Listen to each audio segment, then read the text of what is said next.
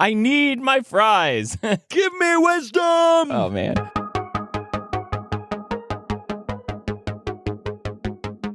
Well, hello, everyone, and welcome to the Bible Geeks Weekly Podcast. This is episode 135. I'm Brian Shealy. I'm Ryan Joy. And thanks so much, everyone, for tuning in. We are, as we discussed last week, into our last Mark of the Master here in our cross-training series, considering our need to have lifelong learning.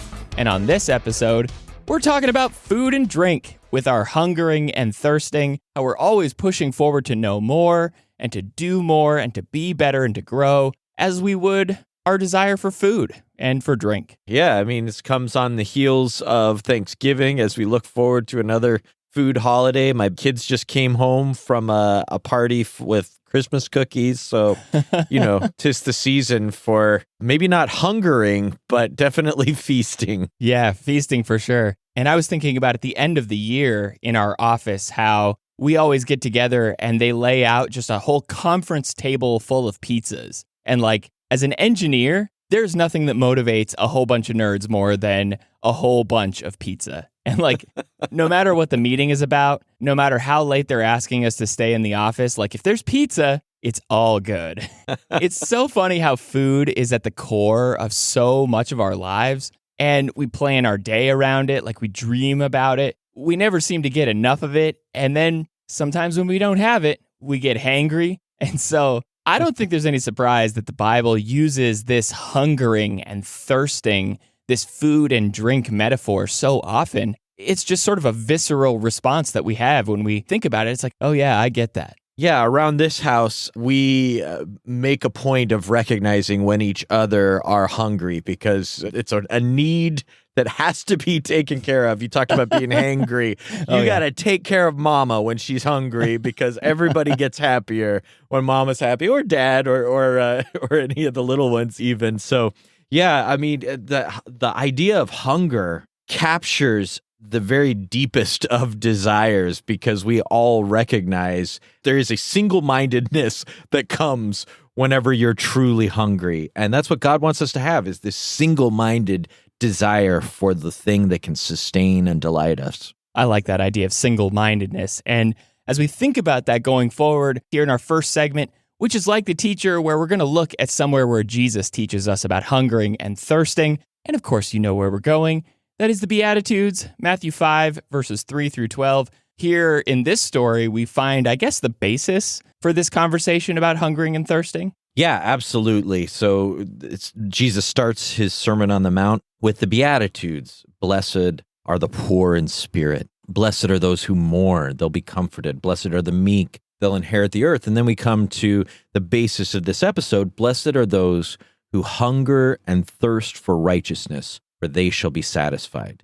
And then from there, he talks about the merciful, the pure in heart, the peacemakers, and those who are persecuted. And he calls all of them blessed, joyful, and full of the rich blessings that come from God. So whenever you think about this blessed life that comes from hungering and thirsting for righteousness, what do you take from this powerful statement here at the beginning of the Sermon on the Mount?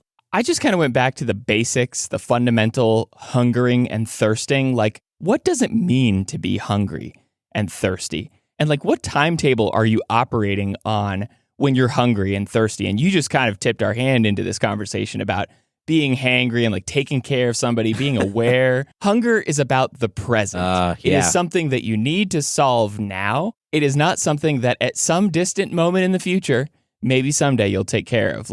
You just have to deal with hunger and thirst as soon as possible. And there's very, very few things that will or should get in the way of taking care of your need to fill yourself up with food. But Jesus, I think here in this verse is reminding me that hungering and thirsting is about right now. It's about the present. It's about what you do at this moment. Kind of reminds me of what Paul says in 2 Corinthians 6, verse 2. Now is the favorable time. Behold, now is the day of salvation. It's if I want godliness and righteousness bad enough, I'm not going to put it off for some other day. I'm not going to put it off for a convenient season in the future. I'm going to do this thing now. Basically, it's my only thought. It's my driving force in life is to take care of this. And so this whole idea of being satisfied, I think is what we all want. But where do we find satisfaction it's not in daydreaming and it's not in looking back. It's in doing the things that we can do now and taking care of those things.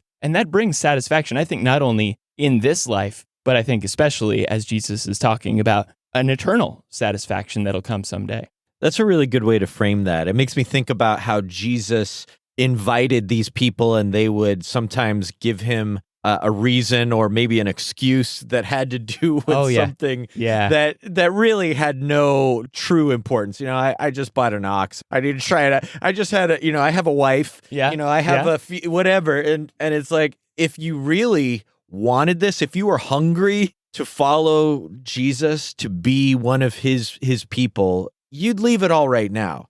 I mean, if you're starving and somebody offers you a sandwich, it's not like, I'll pencil it in on my calendar. I was kind of, that peanut butter and jelly sounds fine, but I want truffle oil and whatever, I don't know. Oh, yeah. Yeah. Like, you're not picky. Like you said, your hunger leads you to always be moving towards that thing that you desire. So I really like that.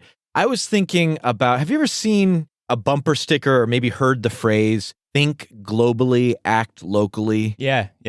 Me too. I used to see it on bumper stickers a lot, usually those ones that had like 1 million bumper sticker. You can't see the chrome because it's all like... Probably a Toyota Prius. Yeah, definitely. There's like the local independent natural food store on there and the peace sign and everything. But whenever you think about that phrase, think globally, act locally, I don't know, we think of maybe giant global causes or maybe ecology or something. But I think that there's a principle there that applies to a lot of different areas. Big picture thinking gives this inspiring vision, but you have to put it to work in the mundane, personal, everyday parts of your life. And I think that idea speaks to two levels of application in this beatitude about hungering and thirsting for righteousness, or it could also be translated hungering and thirsting for justice. Oh, yeah. This idea, the people that Jesus were speaking to may have been literally hungry, and they had certainly seen all kinds of injustice and evil and corruption, and they hungered for God to bring his justice into the world.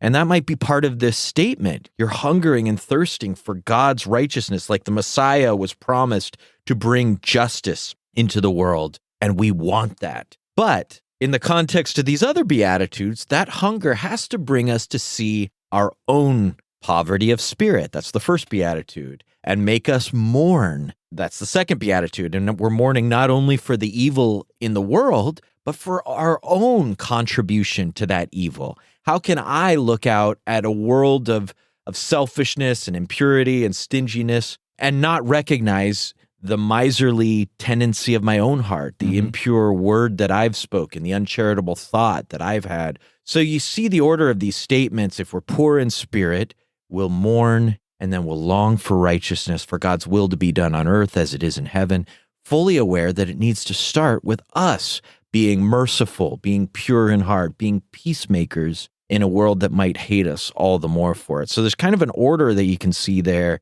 if you think of it that way. And it, again, makes me think, okay, I want the world to be different, but what I can control is I need to be more and more like Christ all the time and take his righteousness into my own heart and life. I love that connection back to like what I can do now. Like, what can I do right now at this moment to take this thought process into the world and do something with it? I know the Lord is capable of doing great, big, amazing, grand things, but like, can I do things on that scale? Like, maybe not, but I certainly can do the small things. Yeah. All right, so let's move into our second segment here on the episode, and that is Top 4 Proverbs. 1, 2, 3, 4. We're talking about 4 Proverbs that piqued our interest on the subject of hungering and thirsting. The Proverbs has quite a bit to say about being hungry. I got a proverb really that I think fits in nicely with that Beatitudes section there in Matthew 5, and that is Proverbs 10, verse 3, where the wise writer says, "The Lord does not let the righteous go hungry, but he thwarts the cravings of the wicked." I think that fits pretty nicely into what Jesus was saying there about the hungering and thirsting after righteousness and being satisfied. It's like what is on the menu? I guess is the kind of the question here in this proverb. Like, if I desire something that lines up with the Lord's righteousness, then everything that I want will be provided. He's going to give me the opportunity to go out into the world. He's going to make me ready to share the gospel with other people if that's what I really want to do. He's going to open these doors for me and just make it so that everything that I want to accomplish, everything that I'm hungry for, I'm going to be able to do if I'm righteous, if my desires line up with his. But if I have all these cravings and all these desires that I have are like counter to the Lord's desires, then he's going to shut me down. Sure, evil people, they might get what they want in all their selfish pursuits and pleasures, but like they aren't going to get what they really need, which is the fulfillment of a relationship with the Lord here. He's going to thwart their cravings, but he's going to take care of and provide opportunity for those who are hungry for righteousness. Yeah, that goes really well with what we just talked about. And I actually originally had a verse that goes really well with that later on in the chapter, verse 24, what the wicked dreads will come upon him, but the desire of the righteous will be granted. But then I saw what you had there and I realized we're just going to be saying the same thing, but it's that idea that our desires are accomplished because, like you said, we're aligned with God's desires. Oh, yeah. So the second proverb that I changed it to is Proverbs chapter 2, verses 3 through 5. And it says, if you call out for insight and raise your voice for understanding, if you seek it like silver and search for it as for hidden treasures, then you will understand the fear of the Lord and find the knowledge of God. So our family's making our way through our holiday movies. I know you're a big Christmas Vacation guy. What are your other favorites? Do you have any other? I mean, Elf has to be up there on the list for sure. Yeah, so many good ones. I don't know. Yeah, well, it's funny you mentioned Elf. That's definitely one of our favorites. And one year we did a big extravaganza where we ate some of the same foods. We did the snowball fight when they did, but with paper balls. Tell me you had spaghetti and syrup. We had spaghetti. We put a little thing of syrup on the side for anybody that wanted to, was brave enough to do it. Oh, gross. We had all of the, all the major food groups, syrup and candy and sugar and whatever they are. Anyway, so we also built this big clausometer and put it on the wall. And if you're not familiar with the movie, it looks like a speedometer, but it measures Christmas spirit. And see, not everybody knows this, but evidently there is a direct correlation between how much Christmas spirit there is and how far the sleigh, Santa's sleigh, can fly. I mean, I saw it in a movie, so it must be true. Yeah, it's got to be true. It was probably on the internet too, so that's double true. Well, what we see in this verse is that there is a direct correlation between how much you want wisdom and virtue and how much of it you receive. We don't just need to make sure we desire the right things, but we also need to crank up our desire for them. We need our spiritual hungerometer or whatever, we need this meter that would measure, imaginary meter that would measure how much we want those good things to be all the way to the right if we want to go far in this journey towards greater understanding and character. And I think that's a really helpful truth to grasp, that how much you want it will determine how much you get it. All I can think of is a particular family member, and I will not mention their name, but they had ordered a side of French fries at a restaurant, and the server just kept going back and forth by our table, and you could tell like she was never going to bring us the side of French fries, and he literally stood up in the restaurant and yelled, "Excuse me, miss, can I please have my French fries?" at like the top of his lungs.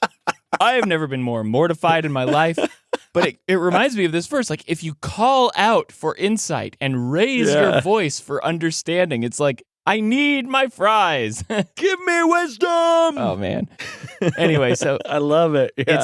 It's so telling here, like this whole idea of just wanting it bad enough. And how hungry are you? Like, what is your appetite level, I guess, is really the question. Yeah, because I think that we spend an appropriate amount of time, maybe sometimes, making sure that we're not wanting the wrong things, that we're trying to get to where we're aiming ourselves in the right direction. But again, we need to also spend time stoking the fire, fanning that flame, or whetting our appetite and learning to appreciate and long for those things. All right, so my next proverb here, proverb number 3, comes from Proverbs 16, verse 26, where the wise writer says, "A worker's appetite works for him. His mouth urges him on." I love this verse. You know those days where you've been working hard and you're sweaty and you're gross and all you want to do is like just eat. You're starving, you're shaky, and like you're just pushing forward for the next meal. Like his mouth urges him on. And like it has me kind of thinking in this question of like, am I a high-calorie Christian? Have you ever seen these stories about like professional athletes who just eat these ridiculous meals that would like make any normal human being sick? Like I was reading this article about Michael Phelps, and it said for lunch, he would have like a pound of pasta, 2 large ham and cheese sandwiches on white bread smothered with mayonnaise. And then whereas for dinner, he would add a pound of pasta with carbonara sauce, a large pizza, and some more energy drinks. And then basically he was eating about 10,000 calories a day, which ideally should feed 5 average men. And when asked about it, Michael Phelps said, "I eat, sleep, and swim. That's all I can do." He was insatiable. He's out there performing at the peak level of human achievement in his swimming. All he can do is eat, sleep, and swim. And like spiritually speaking, not to say that we need to burn ourselves so hard and strong like that, but like, am I insatiable for the Lord's work? Am I constantly fueling up with study, prayer, meditation, rest, and connection with other people? Or am I malnourished? Like, am I unable to do the work? And am I just kind of limping along on fumes? And this connection between work and our hunger level just really kind of, I think, ties nicely together in thinking about how we work for the Lord. And the really big insight that I take from what you're saying there is that the more you're doing, the more you need. Yeah. And that's a really helpful thing to grasp and to learn. Like the more you're doing for the Lord, if you're teaching all the time or you're spending yourself in serving people or whatever, you need more. Maybe you need more growing and more knowledge and more learning and more, because you got to always be feeding it if you're going to be have output. Yeah. You need to not only have the information, but you need to stay inspired. You need to stay learning and growing. If you're serving people, you need more encouragement because it's going to take it out of you the more you're dealing with maybe people who are troubled, who have difficulty, who are going through difficult times, and you're picking them up. You need the Lord to be picking you up and others. And so that's a really helpful thing to know. A high-calorie Christian is high-calorie not because they're obese, but spiritually obese, but because they're constantly burning those calories. They're constantly working and training and swimming laps, so to speak, in their spiritual life. And on our next episode, we'll be talking about gluttony. Oh, man. Spiritual gluttony. Yes. I don't even know what that would be. What is that? Okay, proverb number 4. Proverbs 27, verse 7. One who is full loathes honey, but to one who is hungry, everything bitter is sweet. I almost picked this one. This one's so good. It is. It's really interesting and thought-provoking. If you're full, you're going to hate even the most delicious dessert. But if you're hungry, even something that's pretty bitter tasting is going to be sweet to you.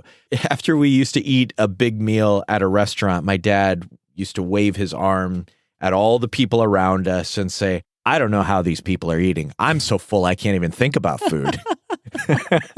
I can just see him saying that. Absolutely. And he thought it was so funny.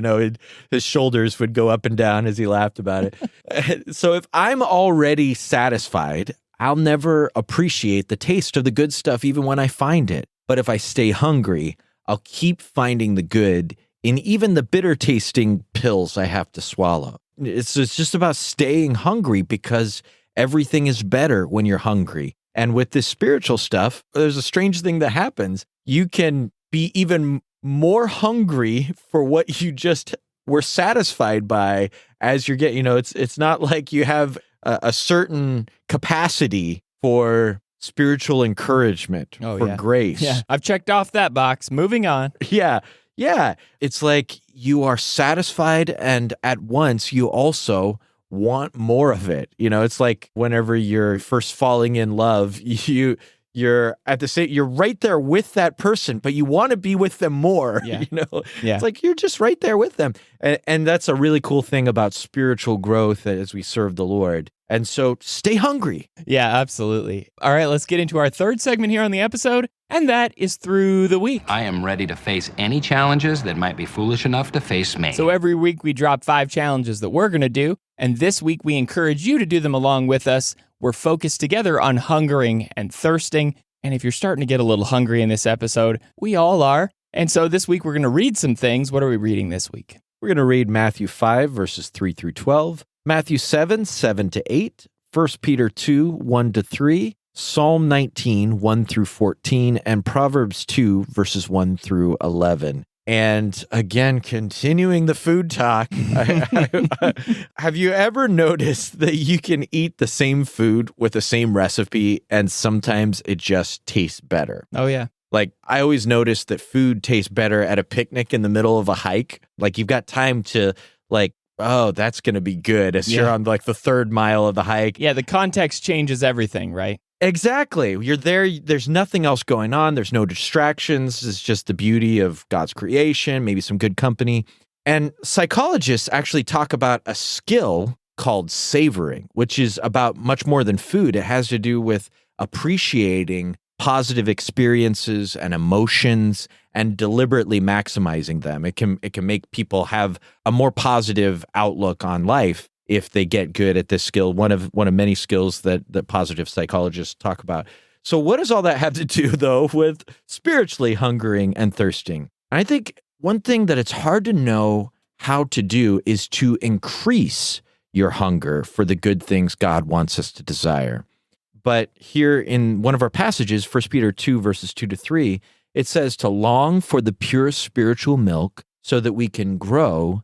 And then he adds this thing that I think is really helpful. He says, if indeed you have tasted that the Lord is good. And that last bit, I think, lets you know that tasting that the Lord is good is what's going to make you long for the pure spiritual milk. And I think 2 people can experience the same goodness of God, and yet one will give it more attention, maybe receive it with greater gratitude.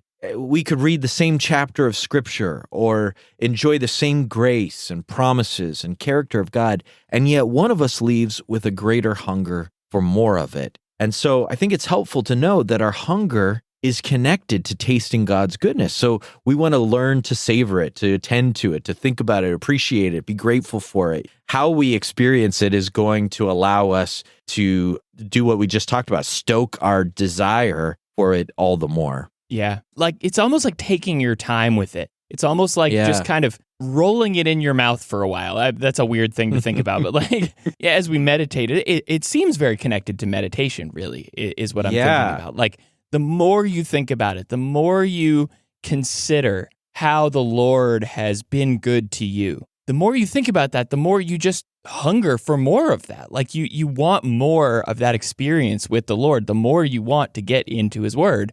If we can learn to develop that skill, then you want that more and more and more. Yeah, and I like the connection you brought up to meditating. The Hebrew word for meditate, hagah, has that sense of you're chewing on something. And so what's our reflect challenge? Yeah, so the reflect challenge is short and sweet, and that is, what do I really want? That's it. That's the question. What do I really want? And it's a short, simple question, but it's a really challenging question to answer, I think, for all of us. And as I was thinking about this question, I really just kind of settling in on the fact that I'm easily influenced when it comes to food, especially. Like, I'm really full. We had breakfast for dinner tonight. It was amazing. But all this talk about food is really just kind of making me hungry again. And like, it doesn't really matter how full I am or how satisfied I am. Like, if somebody mentions battered, hot, salty French fries from Forefathers cheesesteaks, like, it doesn't matter when I ate last. That's all I can think about. And so what is it that I want? If you place the emphasis a little bit differently here, what is it that I really want? Because you can easily influence me to want what you want, or you can easily kind of tell me what I should want, or maybe I can convince myself of what I should want. But like, what do I actually want? I think it's a super challenging question. And as I've been thinking about it, like, what do I actually want? The answer, if I'm honest with myself, might not be the answer that I really want to hear. Yeah, well, that's the hard part because it is a really powerful question that, like you said, seems really simple. But the more you kind of peel the onion and start to reveal yourself to yourself as you're searching, and the Bible talks quite a bit about searching yourself and praying for God to search us and looking at ourselves clearly and seeing that painful truth. It can make a really big difference, though, because without awareness, we can't take the next step to be healed. Yeah. So our next challenge is a request challenge to pray, "Oh God, I thirst for you. May I look upon you." And this comes from my favorite psalm, Psalm 63, the first couple verses there. And we've talked before about how my wife listens to our podcast at double speed, and then she goes and spends like hours and hours each week listening to other podcasts, like The Bible Project is one of her favorites. And I think she would be comfortable with me calling her a fangirl of that podcast. It's easy to be, for sure. But here's the thing. She likes their work, but she loves me. So I feel like I win in the end. Let's hope so. And back to this prayer, it references this wonderful, wonderful psalm, Psalm 63, about a very specific hunger, not just for God's righteousness or for God's word, but for God himself. Yeah. It's good to want wisdom and virtue, and God is the source of those things. But ultimately, we don't just want what he gives us. We want him. All right, listen to the language David uses to describe that. I'll just pull out a few phrases from this. It says, "Earnestly I seek." What do you seek? "I seek you earnestly. My soul thirsts for you. My flesh faints for you, like I'm in this dry land where there's no water. I've looked upon you. I've beheld your power. Your steadfast love is better than life. I'll bless you as long as I live. My soul will be satisfied as with rich food and with fat, and my mouth will praise you." And he talks about meditating on God. I'm just going to think about you all the time. I'm going to cling to you in verse 8. My soul clings to you. He wants to worship him. He wants to praise him. He wants to look on him. He wants to be with him because God is the one he desires. And so we're not just fans of God's work. We love him. He's the one we want to worship and serve and be close to. And in our relationship with God, that's a little Lord of the Rings reference here. That's like the one hunger to rule them all. That's the one desire that's greater than all of the other desires. And that's why we want his word. That's why we want his righteousness and all these other things, because we see his beauty and his goodness, and we desire to be with him. Yeah, absolutely. I mean, just thinking about that language there, you can just tell how much he really, really hungers for the Lord. So leads into our Respond Challenge, I think, pretty nicely. And that's to schedule some time with someone that you consider zealous for Christ. And there are people in our lives who, kind of like David was in that psalm, who are just so passionate that you can get infected by their passion for the Lord. I love this challenge as like a action step that we can take, because I know a lot of people who are just so excited for the Lord, who are always looking for something new and new opportunities. They're always out there trying to be a positive influence in the community that they live, in the church, with their families, and they're just infectious. And those people can rub off on you. And anytime you have the opportunity to be impacted by somebody like that, I think it's a really powerful thing, because, of course, when you're not very hungry and you see somebody who's like starving, I use the example, I don't know if I've told it here on the show before, but like when we were first married, our honeymoon, actually, as we were going out, like I used to just eat like one or two pretty large meals every day. And my wife would eat like 5 or 6 tiny, tiny meals every day. And the very first time we had to spend any significant time with each other was after we were married. So we took this trip on our honeymoon, and she had to stop to eat, and she ate normally like she did. And I was like, I wasn't used to stopping to eat as many times as I was. And so I just did what I normally did, and I ate like my big size meals like 5 or 6 times a day. I gained like 10 pounds on our honeymoon, and it was just, I wasn't used to that. But like when you spend time around somebody who just has a hunger and thirst for the Lord, and that's all they want to do, like you can be positively impacted to follow in their steps. And I think that's what this challenge is really all about. Absolutely. I mean, they're just people who have been thinking about something constantly. You could just ask them, hey, you don't have to ask usually, but you can say, hey, what have you been thinking about? What have you been studying? And they're off. Like they didn't need any kind of extra step. And you're in this amazing conversation or that kind of thing. What have you been doing to serve the Lord? And another great question to ask somebody is our reach out question. Good one for here at the end of the year. And the question is, what has this year left you hungry for? What do you find yourself hungry for here, Brian? Can I say that I'm hungry for love? Is that okay? Isn't there a Patrick Swayze song about that? Or I'm something? pretty sure. I don't know. Oh, hungry eyes, maybe? Anyway. Maybe. Seriously, though, I think it's true. Like, being hungry and getting more involved, obviously, in the lives of other people and being hungry for the Lord, my God. And I think those are the two aspects that this year has really led me to be focused on and just kind of driving me forward into the next year to think more seriously about. I mean, as we've been going through this cross-training series, all this talk about discipleship, we've been focused a lot on ourselves and our spiritual habits and developing ourselves, but then woven into all these conversations has been this idea of what we can do in the community around us. And I think that aspect of it, I've just left out for too long, maybe, and just thinking about ways to be more involved in people's lives, in my family's lives, making deeper connections with people, to be a better listener, to kind of like spontaneously sneak attacking blessings into people's day,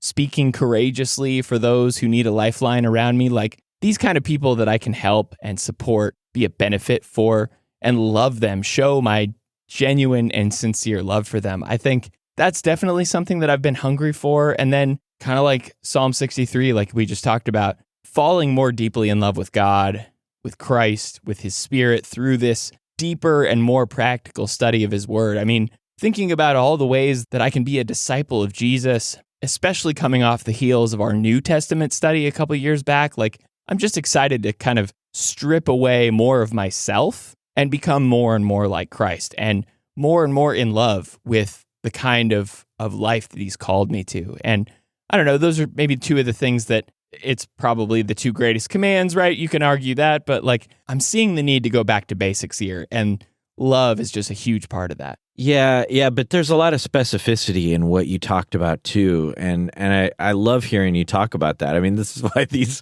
questions are so great, just to hear where you are seeing your next steps and what your heart is wanting. I don't know. It's really neat to just talk to a friend about that. And like the idea of you being excited to go sneak attack blessings into people, or to, like you say, to just deepen your relationship with the Lord. All of those things is really, really neat to hear. My answer, I've been thinking about fellowship and direction are the two words that came to mind when I thought about what this year has left me hungry for. I find myself enjoying and craving the partnership, like this conversation that we were just talking about, that fellowship, sharing our lives, but also sharing in kingdom projects, sharing this stuff with you, sharing it with people in the church, partnering together, seeing everyone's ideas and gifts bring something new and meaningful that wouldn't come from just one or two of us, but it really needed all of us. It's always hard to get everybody in the same way, but man, more and more people kind of stepping into partnership roles has me really excited and encouraging. Of course, partnering with my wife, Adrienne, is so much fun, and we keep getting better at that. It's not always easy. So much of life is going on in the context of a marriage, but we're getting better and better at really good collaboration, not just the relational kind of friendship stuff. I really find myself wanting more and more of that fellowship. Like I said, the more you get, the more you want. And then I also find myself looking for direction about my next steps, my next areas of growth, where I should focus my energies. I feel like, you know how sometimes there are these periods where you just sort of launch yourself into new things, and then you kind of land, and now you got to find something new to launch yourself into. Yeah. And I feel like a lot of good work has happened in the past few years, and I'm really excited to see what's next. I find myself praying for guidance and for leadership from the Lord in where I should put my energies and where I need to grow, where this church needs to grow, where our work needs to go. And I'm really excited about all the new ideas that we're generating, the two of us and our family, thinking about what are the next steps for our family as our kids are getting a little older. So just wanting more direction and wanting to find discernment and wisdom to guide me in those next steps, along with all that partnership. I love that connection between direction and hungering, because I can't even tell you how many times I've sat on the couch, kind of hungry, not quite hungry enough to go out yet, but like sitting on my phone, open up the Yelp app, start looking around, like, oh, that looks good. Oh, yeah. Oh, I could eat that. Oh, we haven't been there in a while. Whoa. Like, as you start thinking about like, where can we go? You can almost just fixate on like looking for the next possible place to go or planning it out or thinking about it. It's like when you're really starting to get hungry for a place or for something, like you just have it in mind and you're making a plan for it. You're laying out the timetable and everything else. It's like thinking about that in terms of hungering, like that's pointing you in the right direction. If you're thinking about it, you're planning for it, you're excited about it, it's consuming your thoughts. And I think that's really what this is all about, is just growing, taking the next step, focusing ourselves, focusing our energies on the right things, and being excited about it to the point where we plan for it. Because like, I don't know, I feel like there's been so many times, especially in my younger years, where I didn't have that kind of direction, where I wasn't really like intentional about where I was headed or how I was going to get there. And like, if you fail to plan, you're planning to fail. I mean, I guess that's kind of a silly statement, but like, I think it's true. Like, you're never going to get where you want to go if you're not thinking about it ahead of time. And instead, maybe you'll just end up at McDonald's. And who wants to eat at McDonald's? Well, my kids, I know, unfortunately, so does mine. But yeah, I really like that connection you made, because you're hungry. Like, you want something spiritually too. You might know you want something, you want to grow, you want to be active. And so you've got this desire that is moving you forward, but you need also to know a process, to know that there is a Yelp app out there, to know how to stock your pantry with things that are going to help you make something meaningful. And so you kind of want to have a process to just take the next step forward and the next step. And you don't know yet what your destination is, but you know enough and you care enough because you're hungry to take that next step. And so I think that prayer and wise counsel, which we'll be talking about in 2 weeks, and self-examination, which we'll be talking about next week. I'm getting ahead of myself here. All of these things can help us take those next steps to then figure out, okay, I'm going to drive past McDonald's to that really nice little dive that has great tostadas. Yes. Oh man, tostadas. Oh, between Forefathers French fries and tostadas now. We are going to need a whole episode on obesity. Absolutely. As a meta way of wrapping this up, like if you find yourself really snacking right now or like really wanting some like particularly fatty kind of food right now, think about that in terms of hungering and thirsting after righteousness. I think that's why this whole language of food is in the Bible. It's because every single one of us sits there in our cars listening to this episode being like, oh yeah, I could drive through right now and just make the connection back to spiritual things. I think that's been a great way of summing up this episode. So next week, you already talked about it as a continuation of our discussion on lifelong learning. We're talking about self-examination. Everybody get out your mirrors.